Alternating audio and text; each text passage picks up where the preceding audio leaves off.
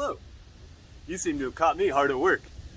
Let's get back to midday with Mr. Polett. Whoa, here we are, back in the woods again. How crazy is that? Anyway, welcome back. If, on yesterday's questionnaire, you answered paper, congratulations, I said rock. So you would have won. If you said rock, tie. And if you said scissors, what an idiot. I'm just kidding, that's a joke, you're not idiots. Anyway, welcome back to Lumberjack Matt. I'm just kidding. Midday with Mr. Polett. If you remember, we left off 1930. Pluto was discovered, remember? Pluto's a planet. Fight me if you think otherwise. 1930. 1931. Louis Armstrong and Lil Hardin break up. Why is that a big deal, Mr. Polett? We don't care about that. It's like keeping up with the Kardashians. Everything's connected. Louis Armstrong, Lil Hardin. They're married. Lil Hardin is a piano player. She's excellent.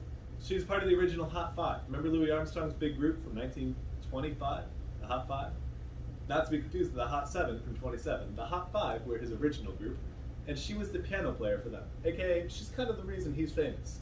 When he got to Chicago, he was this rough country boy from New Orleans, which at the time really wasn't a big city. He was a rough country boy from there, and she took him shopping and got him all the finest clothes and cut off his terrible, terrible bangs and kind of made him the persona that he is today. So, Lil Hardin is kind of the reason that Louis Armstrong gets famous at the time, in some senses of the word. But they break up in 31, and she goes off and forms her own band, made up of all women, called the Red Onion Jazz Babies.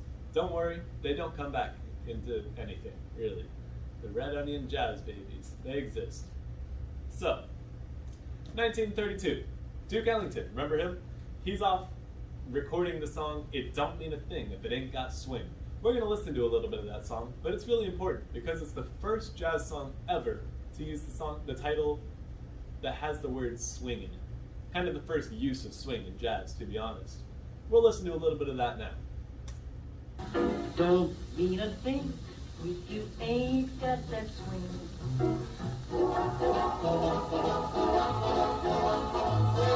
It don't mean a thing, all you gotta do is swing.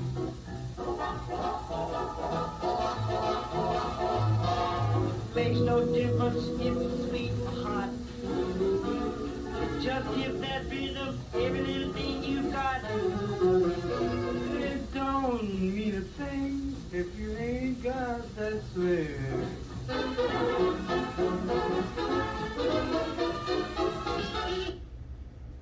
So that's It Don't Mean a Thing If It Ain't Got Swing. It don't mean a thing if it ain't got swing. Important title to remember. It's kind of one of the most important jazz songs of all time. So, Duke Ellington records that, 1932. Also in 1932, clarinetist Benny Goodman makes his first kind of recordings, joining the Fletcher Henderson Band. The Fletcher Henderson Band, kind of important, but not that important. Really the most important thing about it was Benny Goodman joined it. Benny Goodman, who's that? He's a clarinet player, 1932. He's very important later. At this time, not the most important guy in the world. But 1933 rolls around. Duke Ellington goes to tour around Europe. He takes his whole band, they go over to Europe to just do a touring thing. Bessie Smith, do you remember her? She was the Cardi B lady. She has her last recordings this year. We'll talk about why in a while, but this is sort of her last year of being a singer. However, Billie Holiday comes into being this year. This is when she makes her first recordings. She's a new singer, a new jazz singer. Very important. Billie Holiday. Like Billy, like Billy, and holiday, like a national holiday, like Christmas or Halloween or Thanksgiving or any other holiday. Billie Holiday. She has her first recordings this year. So,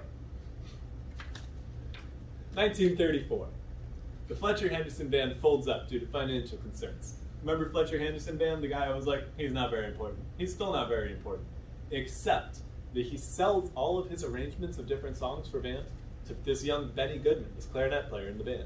He was probably just like, hey man, so if the band's closing down, you're gonna throw that away, can I just have them? They're probably like, give us some money. And that's about how it went down. So young Benny Goodman takes some old jazz arrangements, not really his own stuff, but takes these arrangements, and he doesn't have a band, but he's got them now. The physical sheet music of them. Also this year, in 34, Billie Holiday, remember her? She's the new jazz singer lady. She and Duke Armstrong star in a movie together. It's Duke Armstrong. Wait, did I say Duke Armstrong? Louis Armstrong, Duke Ellington. Billie Holiday and Duke Ellington star in a movie together. Louis Armstrong is not part of it. Doesn't matter. Duke Ellington, Billie Holiday. I'm a little confuzzled. Let me live. They star in a movie together. This is sort of Billie Holiday's introduction to the big jazz world, because Duke Ellington was a big name at the time, and she really wasn't. She had a couple recordings, but, you know, I mean, she was good, but really not famous.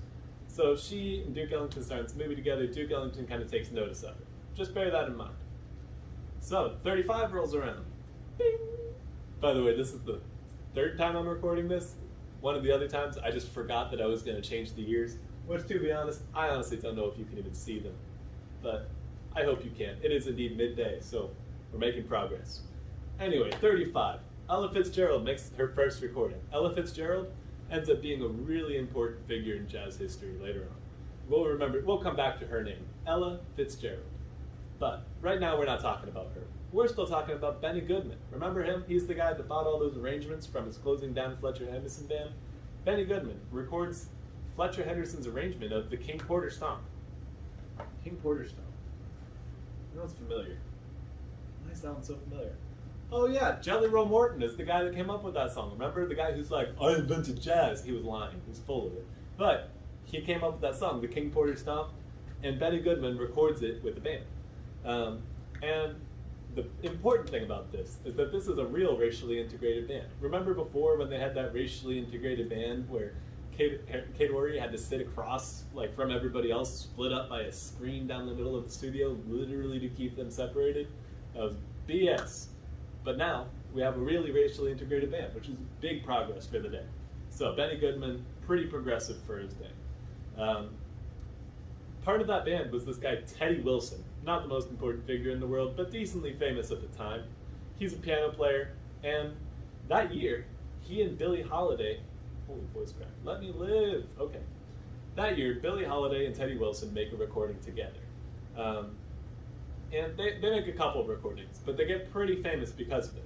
Teddy Wilson was the least well known, and Billie Holiday was starting to gain a little bit of fame because, remember, she was in this movie with Duke Ellington. Everybody wanted to see Duke Ellington in a movie because movies were new, and Duke Ellington was a well-known person. Now, I'm going to take you back a lesson. Do you remember George Gershwin, that guy who wrote Rhapsody in Blue? Remember the orchestral jazz piece? He writes an opera now, a jazz opera. Now, if you're paying attention, you know orchestra music is not usually the same thing as jazz music, and opera is certainly not quite the same thing. But Gershwin's doing it. He really goes out here and goes nuts, and he writes Porgy and Bess. This is an opera. It's pretty famous now. I mean, if you were to ask like your grandparents, they're probably all over Porgy and Bess. Nowadays, it's less well known, but it's still an important piece of history. I'm going to play you a little excerpt out of it. This is a song called Summertime. This becomes a jazz standard later on. But Summertime from Porgy and Bess.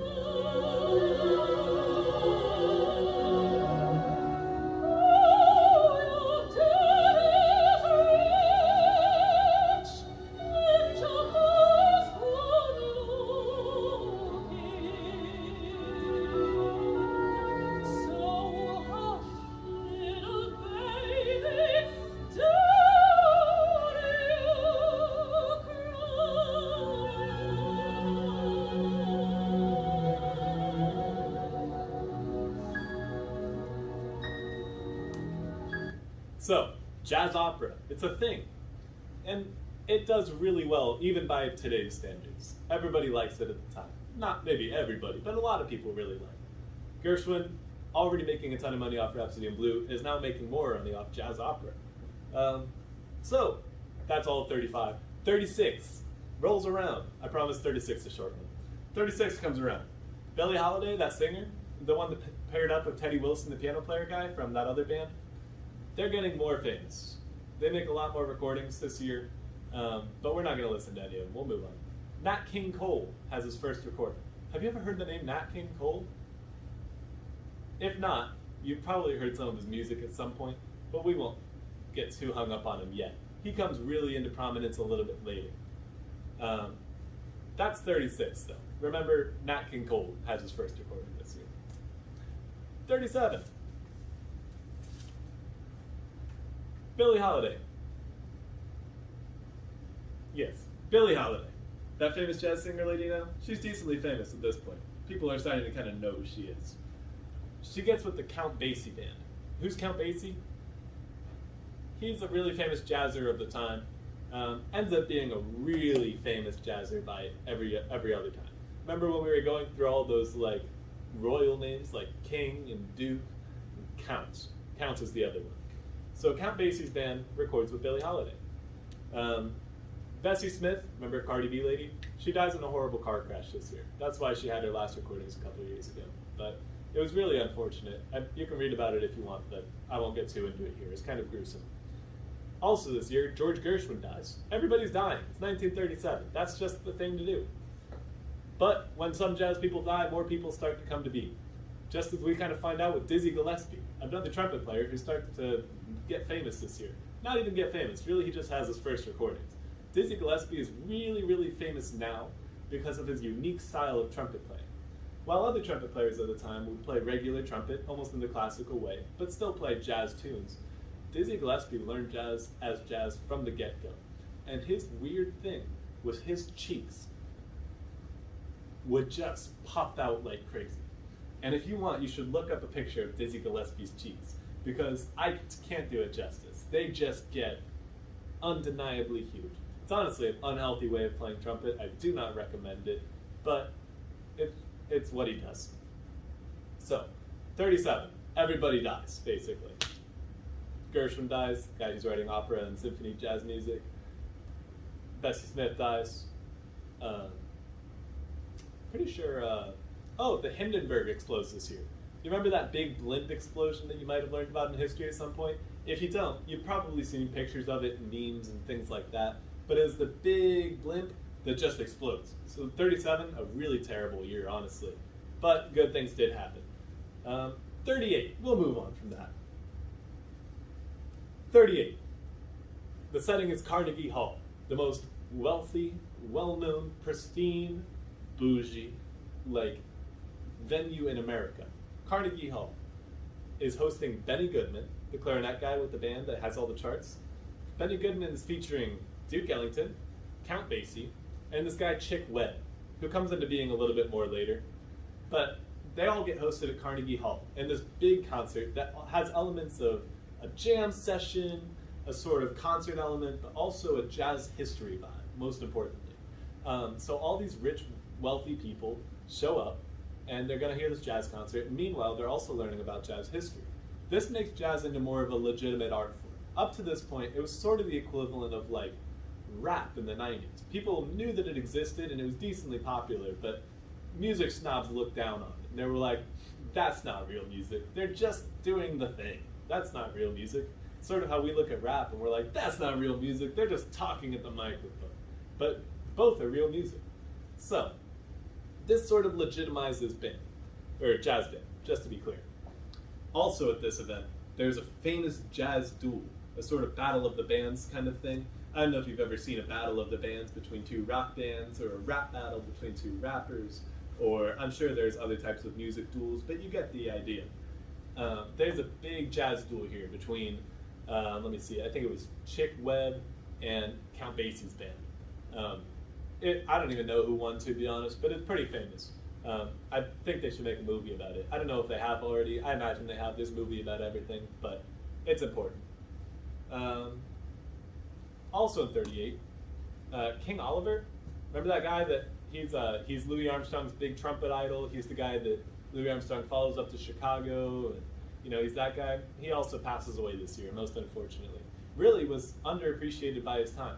Nowadays, people all know the name, or at least people that know about jazz history. We remember the name King Oliver. as the guy who really invented Louis Armstrong. But during his time, he really didn't gain much fame, and he ended up dying as a poor pool janitor. He lived in poverty.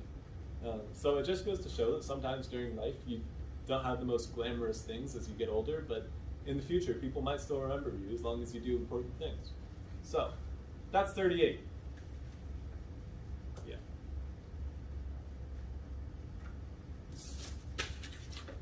Okay, so 39. Glenn Miller. Glenn Miller is one of my favorite jazz people of all time. He's a trombone player. He has the Glenn Miller Big Band, which becomes a really famous group. Not just like over the course of a long time like most jazz artists. He literally just pops up on a radio show one day with his band that somehow is already really good, and they have these hits. They're just killer. One of them I'm going to play for you is called In the Mood. It's pretty much one of the most famous jazz songs of all time, which is saying something because there's a lot of different types of jazz, there's a lot of eras of jazz, there's a lot of jazz history. I mean, we've been out here for 3 days and we're only through 1939. So Glenn Miller shows up and we're going to play a little bit of that.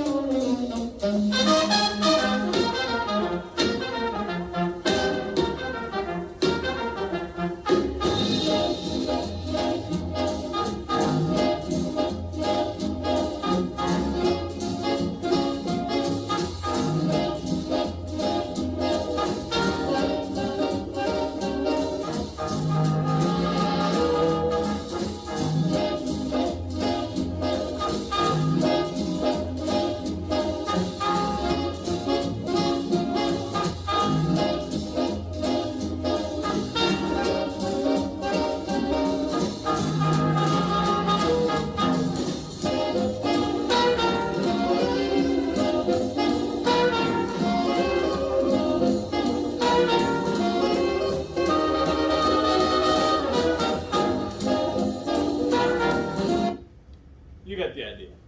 That's In the Mood by Glenn Miller and his big band. This is a national hit. It's performed on radios all across the nation. Everybody knows In the Mood at this time. And it's within the course of a couple of weeks. It just goes viral. This is sort of the first time that something just, boom, produced, goes viral immediately. I mean, it happens other times in history, and into the future now especially, an artist drops a song and that day people know about it. But at the time, if you think about it, you'd record a song, it'd get put on vinyl, somebody would record one record of it, they'd make a copy of that, send it to a radio station, the radio station would play it, somebody would hear it and be like, hey, I want to hear this on my radio. And then they'd buy the record, and then so on and so forth, so it just kind of spread slowly. This instantly just, everybody loved it. Everybody who heard it wanted it on their radio station, wanted it at home. So this is sort of a good example of mass production of music at the time. We remember the name Glenn Miller and Glenn Miller's big band. He's a trombone player, makes In the Mood. Also this year, 1939, this guy named Charlie Parker moves to New York to start his jazz career. So just like how all the time some jazz artists will die, somebody new will come into the scene. I think that, you know, King Oliver, this is when he passed away. That's why Charlie Parker came to New York, is that he just, fate needed him to be there, you know? Somebody dies, somebody's got to fill his place. So we're going to learn about Charlie Parker next time, because he ends up being a really important figure as far as jazz history goes. Also in 1939, we see the beginning of World War II, so we got dark things ahead. We've kind of survived the Great Depression up to this point though, so congratulations, we've made it that far in history. 1940 is going to be part of our lesson tomorrow. So make sure you fill out the questionnaire after this video. Just fill it out. A lot of you watch this video and check in online and then don't fill out the questionnaire. It is 5 questions. Most of them are BS as it is. Don't act like this class is hard. Don't even give me that. You have to watch a 15-minute video every day and then write a questionnaire. Dear Diary, my life is so hard. I have hard class, and then the most easy class in the world. I should probably skip that one. No! Do the work! It's music appreciation. It is the easiest class in the world. I'll stand by those words till the day I die. Anyway, I miss you all dearly. Thank you for coming on Midday with Mr. Polett. I hope you like these funky intros.